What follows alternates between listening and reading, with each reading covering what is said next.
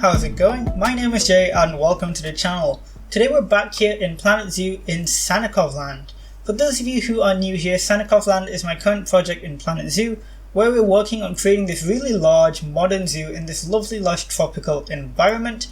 And as of today we're working on this remarkably strange restaurant build. So if that sounds interesting to you, please do consider hitting the subscribe button and of course like today's video if you do like today's video. And with the intro out of the way, let's start talking about this rather unusual project we've got going on today. So, as you guys might have heard a couple episodes ago while we were building the Nile Amphitheatre, I wanted to start working on some guest facilities because, of course, because Sannikovland is so heavily focused on the animals and the habitats, I had kind of neglected the guest-facing areas somewhat. So I wanted to really get the chance to work on those a little bit more today. And that came in the form of building this huge restaurant type area really right near the entrance of the park by the big lake that we built like right by episode 2 I think, or episode 3, something like that. It was one of the earliest builds we did, and I essentially allocated this little bit of space for a restaurant way back then and just never got around to building it until today. Never had any concrete plans for this restaurant, and I think that's kind of why it ends up looking the way it does, which is really weird. I don't really know how else to put it. It's because the style of build I was going for was quite an experimental one, and because of that, I think a lot of it does look like it's kind of been smushed together from lots of different ideas and different concepts. And I think it kind of looks quite cool, to be honest, especially towards the end. I think it ends up looking really, really interesting when it is all put together with the foliage, with the canopies, with the architecture. It all gels in a really weird way, so I do hope you guys are excited for that, because I do think this is one of the more interesting episodes to watch, because you get to see a very different side of my build process. Because while when it comes to most builds, I do spend a lot of time just kind of going with the flow of things, kind of throwing things at a wall and seeing what sticks. This particular build takes that to the next level. I do that for almost every element of today's build. I just kind of go with it really and see kind of what fits. There's almost zero planning into this episode, which is rare for me, because even for my other builds, there's at least some degree of planning, a little bit of an idea. This is different. This just came out of nowhere, just kind of slapdash. As I was going, I was just trying out different ideas. And because of that, this actually was one of the longest builds that I've ever done here. I did this over the course of 2 weeks, which is why we didn't have a build episode last week. Instead, we had the tour, and during that tour, if you go back, you'll actually be able to see this building in progress just off to the side.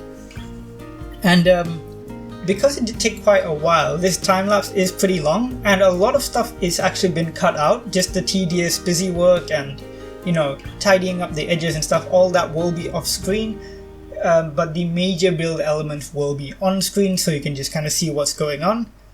And as you can see so far, you can already tell, based on the path system that I've used here, and the kind of the outline of the building that's already starting to take shape, that this is a very unusual building, like I've said plenty of times. It has 2 levels to it, of course. It has the ground level, which again sits on top of the lake partially, and the upper level, or the first floor, which is kind of going to be a rooftop type area where guests can go and essentially get a better view of the lake and of the park itself while having their meals, because at the end of the day this is a restaurant of some description.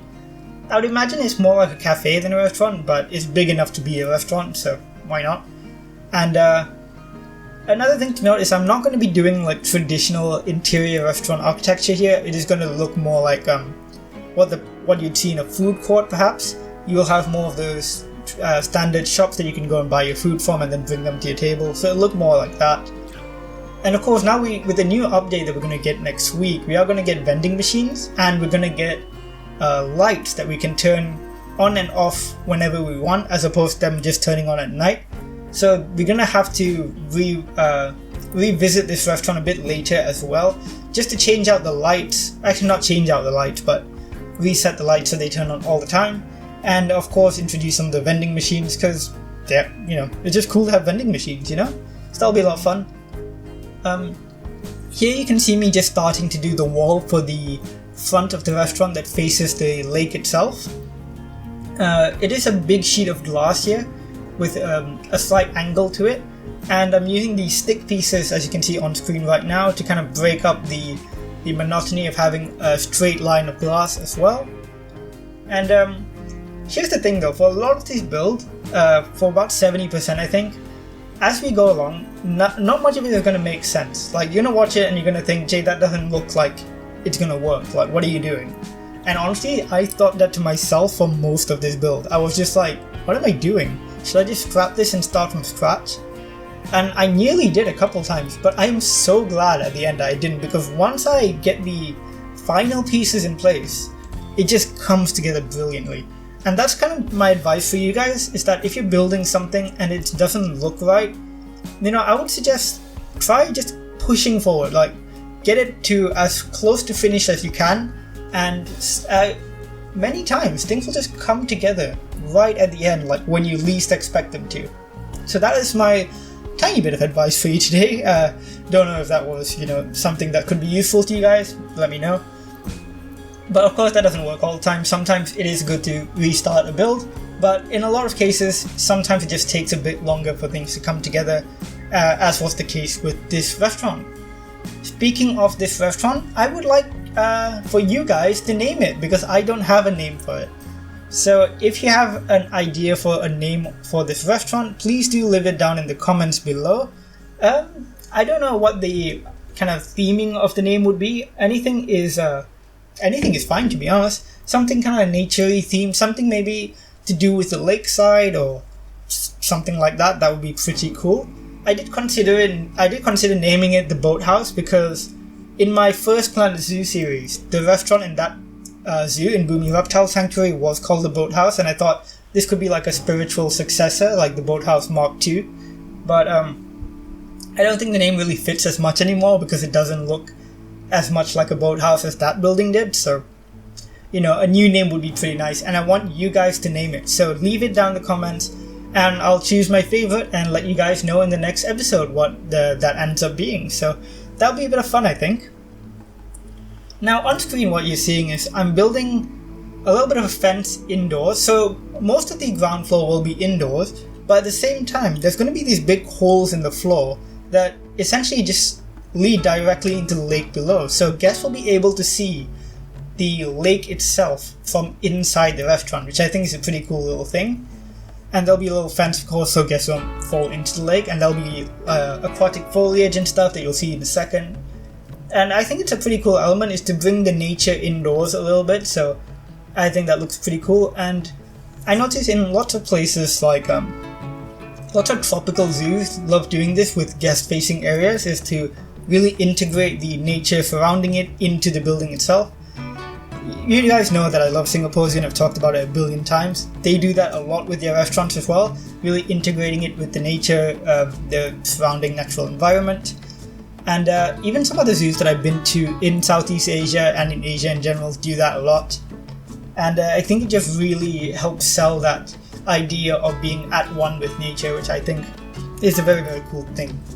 Here you see me start working on the interior lake hole. Oh, that sounds awful. I'm not going to call it a lake hole, but the little gap that shows you where the lake is. And I'm just adding in some rocks and some foliage just to, again, bring it to life a little bit. Here you see me using these Amazonian water lilies. I try to use these lilies very sparingly because, as far as I can tell, they require a bit more upkeep than regular water lilies. Like, I've only ever seen them in botanical gardens and greenhouses, so I imagine they're a little bit trickier to care for. But they look really cool, so I'm putting them here anyways. Common reeds are going to be a big feature of this restaurant, and the surroundings, you'll see them a lot here. I think they look great, and they really sell the whole bringing nature into this area kind of vibe, so very happy with that. Yeah, did I even add a mangrove? I might have. That would be a pretty cool tree, so I might have. Not surprised if I did. But yeah. Anyways, while this is going on, let's talk a little bit about next week. So, you guys will have known by now, and I I did make a video a couple of days ago, or was it yesterday? No, it was the day before yesterday, saying, we've got a new DLC on the way. We've got the Australia pack, which is coming out on the 25th alongside our free 1.3 update, and I am ridiculously excited for that. Like, we're getting cassowaries, guys. Cassowaries are one of my favorite animals on the planet. They're so cool. They're like my second favorite bird. My favorite bird is the shoebill, because shoebills are incredible. Like, if you guys don't know what a shoebill is, look up shoebills. But that's a tangent.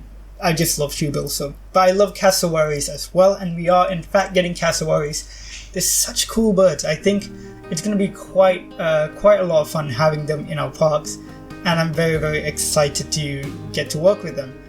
I'm also very excited for all the new items we're getting. I know in the free update we're getting new foliage and new rocks and stuff like that, and with the DLC we're getting a whole host of new construction items, well over 200, and it's just going to be so useful, and I'm very, very excited for it. So let's talk a little bit about what my content is going to be like next week onwards. So, like I told you guys before, Sannikovland isn't going anywhere. We're still getting 20-30 episodes left out of Sannikovland. I apologize, can you hear that? There's like a bird outside my window chirping. It's super cute. Anyways, we've still got a long ways to go with Sannikovland, but besides Sannikovland, what I want to do is create a new zoo series, a relatively short one, kind of like a mini series, focusing on the Australia pack and the Australia pack animals. Now, for long-time viewers of the channel, you will remember that I did something similar with the Arctic pack, right back in like January, December time. And what I did there was I created a second park called Untitled Arctic Wildlife Park, and that park featured all the different Arctic animals, so the polar bear, etc. And it was a short mini series, only had 4 episodes. I always thought about going back to it, but never really did. I might do still one day, but I think that was a cool idea, and it was a great way to showcase the new animals and items without making it just specifically a showcase video. So I'll probably do that, have a mini zoo series. That will be a lot of fun, I think.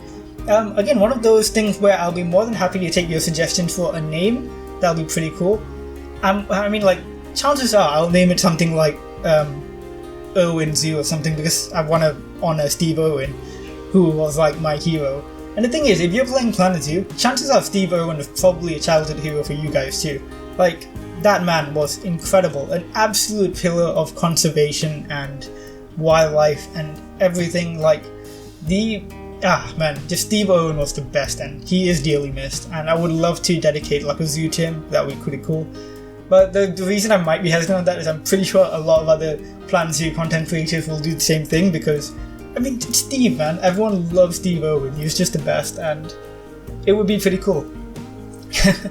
But again, very open to taking name suggestions. It could be something more like Aboriginal related. I would love to use an Aboriginal phrase as a name, because I believe a lot of the Australia pack construction items are Aboriginal themed, so it'd be very interesting, and I think it'd be quite cool to kind of honor the traditions and cultures from which these items came from, and the traditions and cultures of those that are indigenous to Australia. So that would be a cool name suggestion as well, if you guys know any Aboriginal terms that might fit. So more than happy to take into consideration any of those.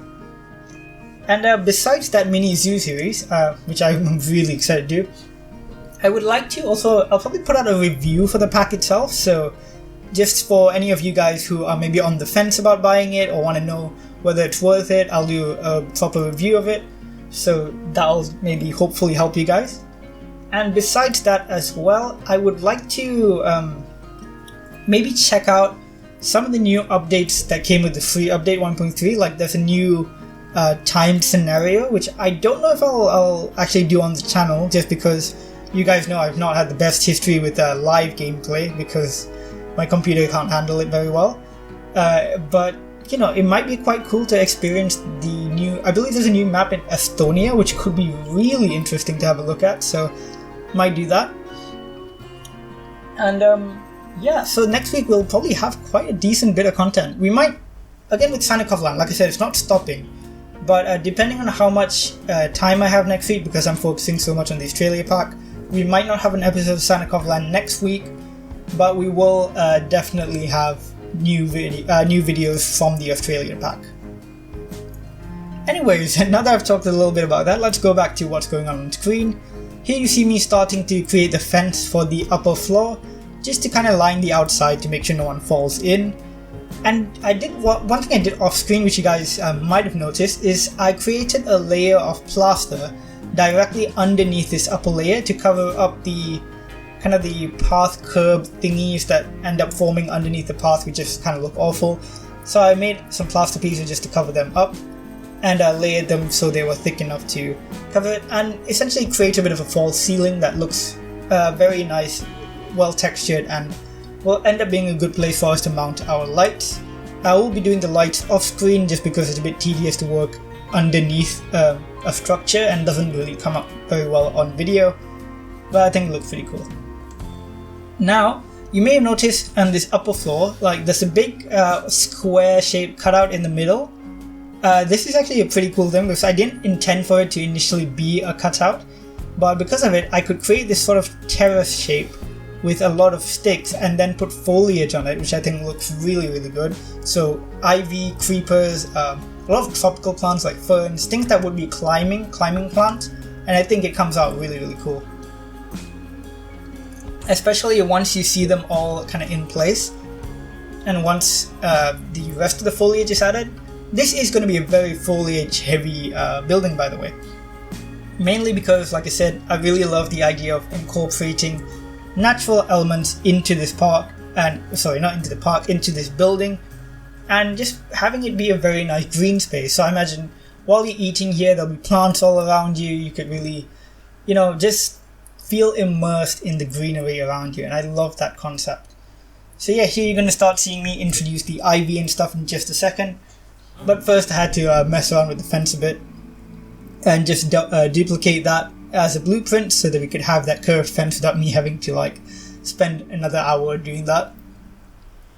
But yeah, I don't know. This is a very interesting building. This again took me quite a long time. This took me basically how many hours? Probably well over 10 hours, maybe 15 hours over the past 2 weeks. And over the past 2 weeks, that's why we didn't have a video, because this took so long. Like I said, you can actually see this building under construction if you go back to the tour video, because I was busy building it. That's why we didn't have the video then. And I actually posted on my Discord server as well, seeing if anyone could spot this new construction work. So yeah, if you want to see more behind the scenes photos and stuff from Sannikovland and my other builds, feel free to join the Discord server. We're a really friendly bunch. It's a lot of fun. We can just hang out there, talk about Planet Zoo, talk about gaming in general, talk about animals. Specifically animals, actually, we do talk about a lot. It's a lot of fun. And we can also share your builds there, and we can always discuss them and provide feedback, and it's just a lot of fun. So feel free to join the Discord server. The link will be in the description down below. Anyways, here you see what was actually kind of the bane of my existence the past couple of weeks building this, is that because of the fact that so many curves in the building the fences was a bit of a pain because they don't always line up perfectly enough to make a curve. So it just took me forever to build little things like this corner here. It just took ages, and eventually for a lot of areas like this where I couldn't get a perfect curve, and just changing the whole concept so that you could fit a planter in there, and just put in a few plants to cover up the little ugly little gap. So yeah, I think that whole idea worked a little bit better. I think honestly it's a pretty good technique. So if you're ever having issues where you have little gaps you can't quite fill, just turn it into a planter and put some plants in there, because it'll take away the focus from the shape of your fence, the shape of your path, and bring the focus to the plant that you've just put down, and just makes it look so much better. Same thing I did on this corner as well. Just adding in a little bit of a plant. Don't know if I actually do that now, I might have done that off screen. But basically I just did the same thing, adding in a little bit of a plant, and just taking away the focus from the gap. Here, you just saw me put down this massive timber pole right in the middle.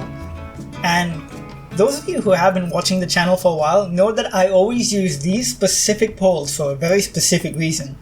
And that is to make canopies. And you'll see the canopies towards the end. And they are some of my favorite canopies I've ever built. So keep an eye out for those. Here I'm starting to add the foliage onto this little terrace here. Mainly ivy, but I'm also going to use some tropical foliage just to, bring a little bit more interest and give it more substance towards the top. A lot more ferns, some bushier plants like the cowberry, stuff like that, just to make it look a bit more interesting. But I think it looks really, really cool. There we go. There's I used bearberry. So there's a bunch of like berry type plants here, which I always get them confused. There's cowberry, there's crowberry, and there's bearberry. Now those confuse me because they're all kind of the same, but they just have different like color saturation. So who knows? But they look pretty cool. Here I'm adding some skevola as well, and of course I'll add some bird's nest ferns, as well as these guys, which are the bromeliads. The bromeliads have been such a great help the past few months building in Sannikovland. They're just great everywhere and they look so nice. They did come with a free update, I believe, back when the South America pack came out, so really great plants. Here's some orchids as well. Orchids are probably like my favorite flowers. They look so nice. It just gives some color to this area as well. And now that that's finished, you can see adds a lovely bit of greenery to the middle. And once again, just saying, it still hasn't really come together yet. Like, you may notice that this building still looks quite weird. And it is coming together, but very slowly. And this is kind of around that point where I was like, should I just scrap this and start again? But I'm very glad I persevered and kept going with it because it turns out so cool. Here are some of the shops that I put down. Someone told me in one of the past episodes that if you want to put a shop next to a path, it doesn't actually have to physically attach to the path, and that is such a huge help. So thank you to the person who said that. It does really help with the build, knowing that they don't have to fully attach, they just have to be next to the path. So yeah, thanks for letting me know about that. Really does help. One thing you'll notice, I didn't put in any like actual doorways where there should be doorways. I just left them open. That's just for now. Like, I think I'll eventually put in a door, but right now I want them to be open. Oh, and here I'm putting in the tables and chairs. So I ended up using just the picnic tables, and I love these East Asian themed ones. They're very nice. The only thing I wish I could do is recolor the symbol in the middle, just so that it was more plain. But otherwise, I really like the look of them. The texture is really nice. I recolored the red to be white, so it's a bit more generic. And yeah, looks really good. It's also one of the biggest picnic tables, I believe, so it fits really well here as well. Just putting them everywhere. And one thing I realized is the seating capacity of this building is actually really quite high, so I managed to put in quite a lot of these. And here I am putting in more of those poles again, which is foreshadowing because, canopies are on their way. Very cool canopies, so get excited for that. And you guys might notice a bit of an issue right now, and that is, you're going to be saying to yourself, you're just going to be like, Jay, how do people get upstairs? And I'm like, I don't know, because at this point I completely forgot to add in stairs. So I was just thinking to myself, like, something feels off, but I don't know what it is. And then I realized, oh yeah, how do people get upstairs? So kind of halfway through all this whole build, I ended up having to like take a break from filming itself and like really find a good place to put the stairs. And it took a while, trust me, because like it's not easy to find a place to put the stairs on a building that's already mostly finished. Because like the stairs do take up a decent amount of space, and you cannot like layer path on top of path. So I had to find a bit of a unique spot for them. So I eventually did. It's just off to the side of where these little shops are actually, and you'll see in just a bit, but I did it completely off screen, and I had to make them using the 2-meter path technique. So if you don't know what that is, you may notice that all your paths can only go down to 4 meters in width. You can actually make them narrower using a little bit of a technique, and that is, you can have to use the queue paths. So you have the queue paths for the rides and stuff like that. Those can actually go down to 2 meters, so use them, and then you have to very slowly and meticulously kind of replace them bit by bit with your normal path, and you'll get a 2-meter path. I basically used the new tutorial by Rudy Rankamel. He's just put out a new tutorial, and it is so useful. please go watch it if you want to learn this technique. He does some great tutorials, and that really made it very clear and very easy on how to use it to make these 2-meter path systems. There you go, you can actually see it now. The stairs are complete, just coming out from the side and going upstairs. As for disability access, I also add in this lift or elevator. As you can see, it's just copied over from the one we did for the burrow. Again, just a circular structure like this. I highly recommend, like, if you want to include a lift or elevator, this is a pretty effective technique on making one. And I think it looks relatively realistic. I've seen a lot of elevators like this where they're just a big tube and you can enter them and it'll just take you 1 or 2 floors above.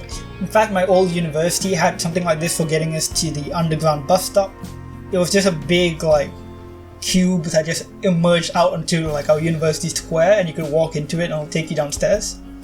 And I imagine this building, while we only see the 2 layers, I imagine there is a basement to this building, and that's where most of, like, food prep and all that happens there as well. So I imagine that's kind of what goes on in the basement level, which we don't really see here. Now you're going to see me start putting together the roof, because I've been trying to follow the advice. Like, a lot of people have said, you know, the best thing to do is make sure you're finished with the interior before you start the roof, and I always forget to do that, so I'm trying to do that more nowadays. So you'll see me here just putting together the roof now that the interior is in fact mostly complete. And you might think that this is a really repetitive looking roof, but I do fix that by, well, you'll see in a second, but basically this whole building ends up being covered by a rooftop garden. So you won't see much of this wood once it's finished, because I'll include a lot more mulch and some paths as well, so that, you know, people can walk around up here and there'll be foliage and trees, and it'll just be a nice little rooftop garden, and I think it'll look really cool. So do look forward to that. So you won't have to see all these weird wooden pieces, but the wood makes for a good ceiling, so I was quite happy to put that down here. Here you see me again. Actually, this will show you how the 2-meter path system works. So first off, what you have to do is make the queue, and then you have to select the queue booth over there, and then replace the path with your full regular path, basically. But you cannot just right click to delete it, because that'll just not work. So you have to individually click it. It's very meticulous and a bit tedious, but I think it's really worth it to get that 2-meter path look. So this is the path that's going to be curving around the rooftop garden, and it's also going to be the access path for the elevator or the lift itself. So that'll help people get from the lift onto the main rooftop dining terrace. Here's the second set of doors that's going to be up here. And yeah, really like how this rooftop path and terrace ended up looking. It's very cool. Oh, actually, I realized the stairs were actually a 3-meter path, but these were 2-meter. So as you can see, it's very straightforward. Once you get the idea of it, it's a relatively straightforward path system. Here I'm just connecting the lift itself down to the rooftop garden path. Sorry, I just completely forgot what I was going to say there for a second. And here I'm just adding in a little bit of a slightly higher section here, which is going to be just a little bit of an elevated planter for some nice trees and stuff like that here. So you'll see that all complete soon. We're actually getting towards the tail end of the video now. Only about 14 minutes left. God, only 14 minutes. This has been a long video, guys. Much longer than I did in fact expect. Initially I thought this was going to be a much quicker one. In fact, I thought I was going to finish this whole build last week, but I ended up just taking much longer than I expected. And of course, a lot of that is due to my computer's performance.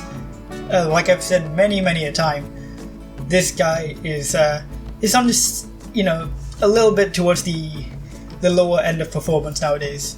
Don't get me wrong, it's a good laptop, I'm very happy for it, but it's just starting to tank a little bit when it comes to performance on these detail-heavy builds.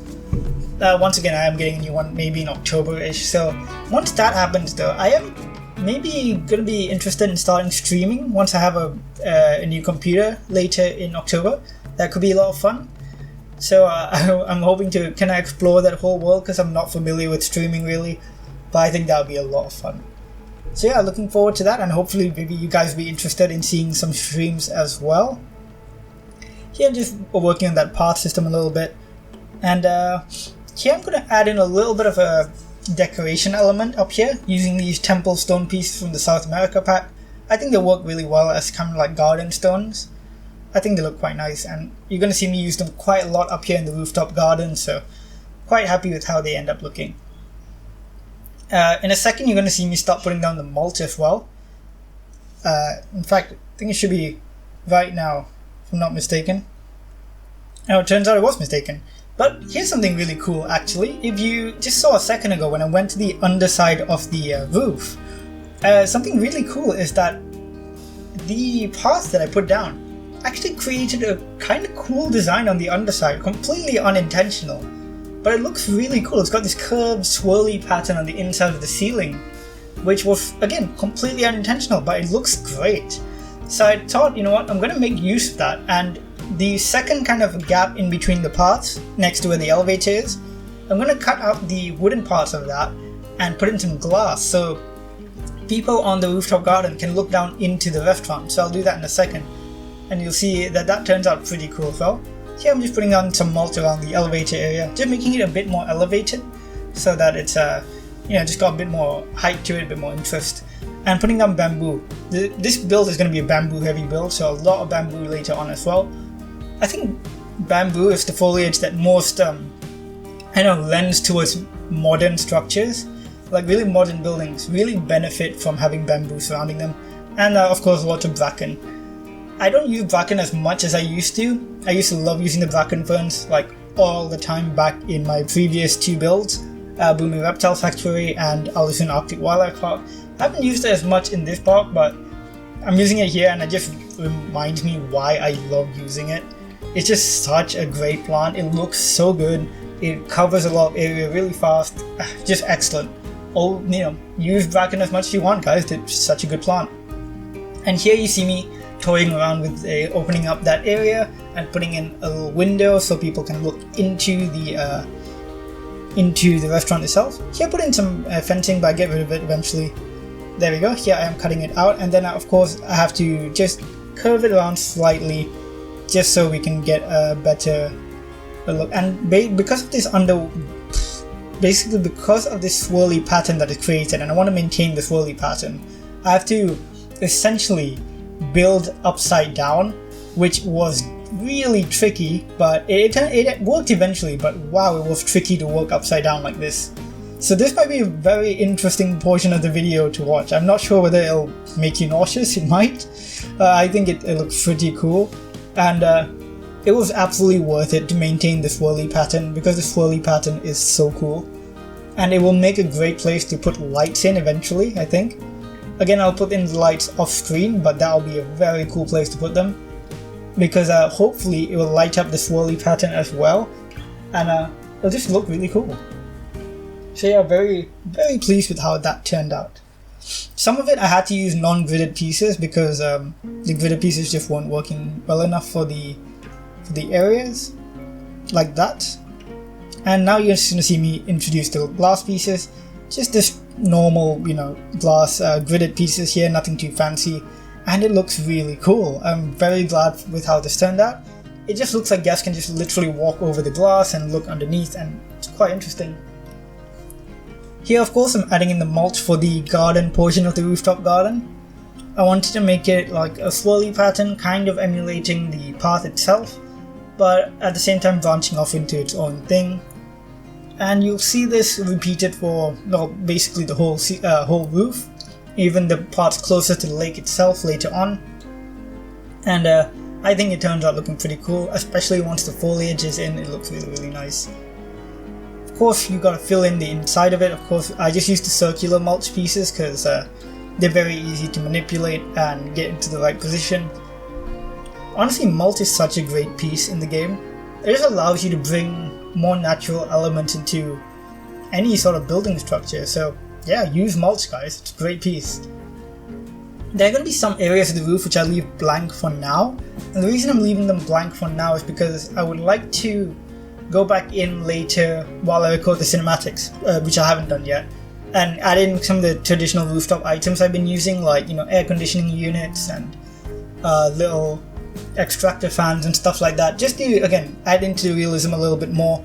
For what is quite an over-the-top build, I think the realism will really help ground the whole structure, make it look a lot more realistic, and just, you know, bring it all up to the same kind of level of realism as the rest of Sannikovland, which is, again, not a very high standard of realism, but it is realism somewhat, to a little bit of an extent. So yeah, so there we go, that's the mulch for this area complete.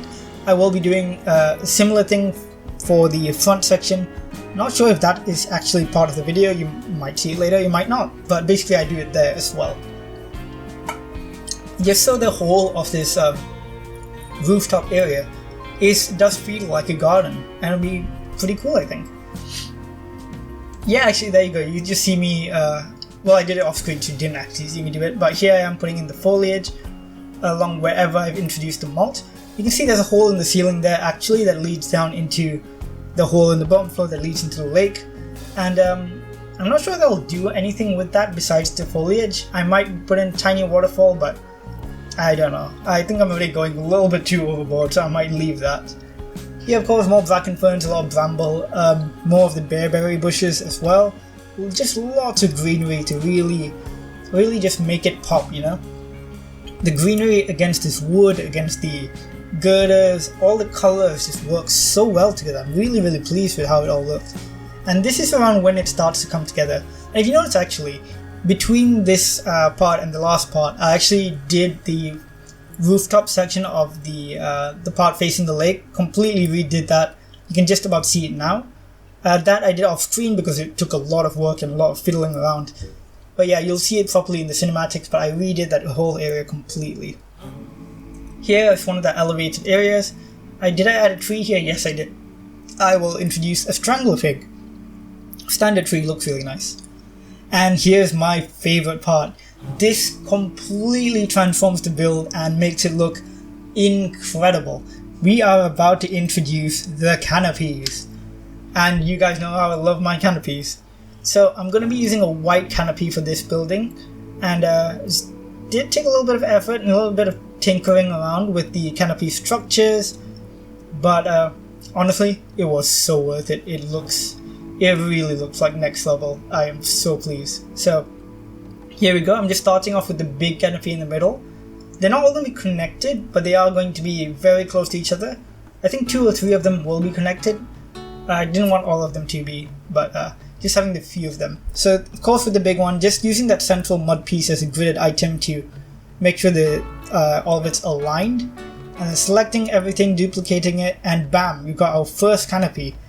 Now moving on to our second canopy piece, I wanted it to kind of line up so that we get the this sort of almost connection, but not quite, with the main canopy. Actually, I'd end up abandoning the idea of having them all connected because that was the first idea I had, because they didn't line up super well like that. So I ended up making them each an individual canopy, and if they connected, they connected. But yeah, I was just so pleased with how this turned out. The only thing I wanted to match was just really try to match the curvature as much as I could, but that was it really. There we go again with the mud piece. Duplicate, bam, we have another canopy. And the smaller canopies work really well for these side ones, and you can just duplicate them over without having to change them each time. So there we go, yeah, we have this now, which is amazing. And duplicating over was such an easy task. You just have to line up the pole with the other poles. And yeah, there you go. Canopy success. And you can already see exactly how this is going to look, and honestly, it's going to look amazing. Ta-da! Like, there we go, right? Like, the second I put it on, it just transforms this area tremendously. And I think it looks so cool. So, you know, let me know what you guys think of this canopy. I think it just turns out absolutely spectacularly. Huge fan of how it looks. And as a final touch, I'm going to be adding in the support structures at the top. And I'm going to be putting in some rope, just linking each piece to the other, just kind of giving it the illusion that it is in fact supported. But yeah, Like, I was blown away with how much this changed the look of this building and how great it looks at the end. Just adding in a few elephant statues to complete the look before I walk on the ropes. But yeah, guys, that is bringing us very close to the end of the episode. So, I just want to say again, thank you to all of you for watching. I hope you're all excited for next week and the new DLC and the new update. We're going to have plenty of content coming your way. Probably a new zoo build altogether. I'm so excited for everything we're going to be getting. It's going to really kind of revitalize, I think, a lot of people's interest in the game, and also just kind of bring us a lot of inspiration and a lot of new excitement, and I'm so ready for it. So yeah, again, thanks for watching. Thank you guys so much for 700 subscribers. We are in fact at 730 now, which is again blowing me away a little bit. Thank you guys, that really, really does mean a lot. Yeah, just really cool. Remember, please do join our Discord server if you haven't. We do have a lot of fun on there, just chatting about Planet Zoo, about other games, about animals mainly. So feel free to join that as well. It'll be a lot of fun to have you on board. Please do leave a comment down below if you have an idea for the name of this restaurant. If you have any suggestions for the name of our new mini zoo, we're going to start with the new Australian pack next week. Yeah, and leave me your thoughts about this building in particular. What do you think of it? Would you have done anything differently? Do you have any comments on which parts you liked, which parts you didn't? Anything like that, so just let me know down below. And of course, like the video if you did like today's video. That would be great. And of course, subscribe if you haven't already, because there'll be more Sannikovland coming your way, alongside just more, Planet Zoo content in general, and perhaps some other games as well. I'm perhaps going to be doing a new Jurassic World Evolution series at some point, and other little games here and there as well. So yeah, just let me know, guys. What would you like to see on the channel? What do you not want to see on the channel? Anything like that. And yeah, now we're basically at the end of the video, and I just want to say thanks, guys. Thanks for watching, and I'll see all of you in the next one. Bye, guys.